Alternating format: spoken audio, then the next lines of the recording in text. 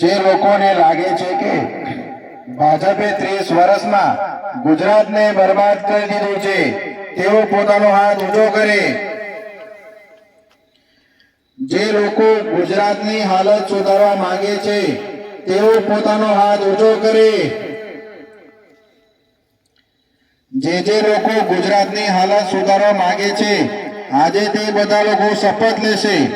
હું એક લાઈન બોલીશ, તમે મારી પાછળ પાછળ બોલશો। મંજૂર છે? મંજૂર છે, મંજૂર છે, મંજૂર છે। તો મિત્રો આપણે બધા શપથ લેવા માટે જમણો હાથ આગળ કરીશું। હું જેમ બોલીશ તેમ તમારે બોલવાનું છે, થોડા ઓછથી બોલજો। પાછલા 30 વર્ષમાં પાછલા 30 વર્ષમાં ભાજપે ગુજરાતને બરબાદ કરી દીધું છે। બરબાદ કરી દીધું છે।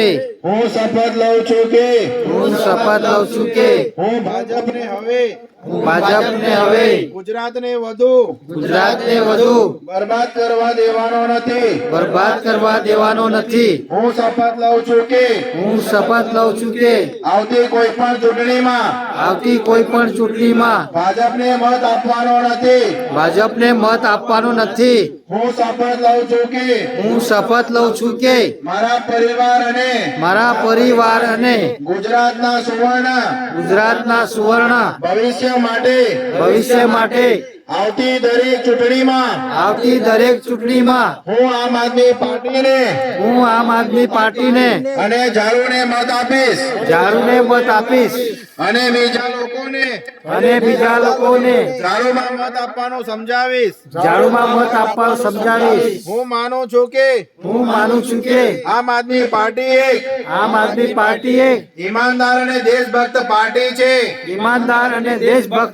છે અને હું ક્યારેય આમ આદમી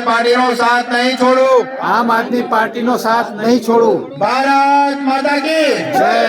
ભારત માતા કી જય। જય જવાન, જય જવાન, જય કિસાન, જય આદિવાસી, જય જોહાર।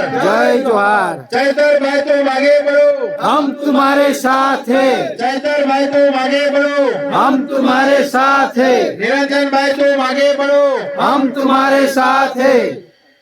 तो मित्रों आज रोज તમે ખૂબ મોટી સંખ્યામાં અહીંયા ઉપસ્થિત રહ્યા અને આમ આદમી પાર્ટીની વિચારધારાની સાથે તમે લોકો જોડાયા અને આજ રોજ તારીખ 16/12/2025 ના રોજ આમલેતા જિલ્લા પંચાયતના નાના રાયપરા ગામે ખૂબ મોટી સંખ્યામાં એવા તમે જોઈ શકો છો યુવાનો વડીલશ્રીઓ અહીંયા ઉપસ્થિત રહ્યા અને અમારી ટીમ અહીંયા ખૂબ મોટી સંખ્યામાં ઉપસ્થિત રહી।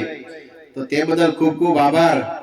અને મિત્રો એક હવે આ દિશા હવે પરિવર્તન તરફ જઈ રહી છે અને હવે કંઈક ના કંઈક હવે લોકો હવે લાગી રહ્યું છે કે હવે આ જે ભાજપ સરકાર છે એને હવે આપણે આરામ કરવાનો સમય આવી ગયો છે, તો આપણે એને હવે આરામ કરવા દેવાનો છે।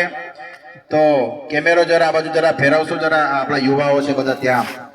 તો હવે આપણે આ ભાજપને હવે વિરામ આપવાનો સમય આવી ગયો છે ને? હા। હવે એક મોકો આમ આદમી પાર્ટીને આપવાનો છે ને? હા।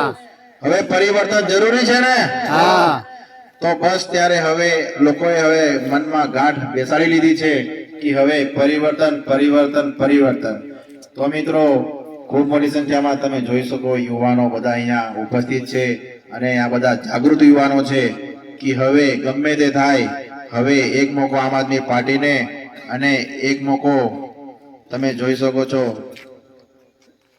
હવે મારી વાણીને અહીંયા જ વિરામ આપીશ। જય આદિવાસી, જય જોહાર, જય ભારત, જય હિન્દ।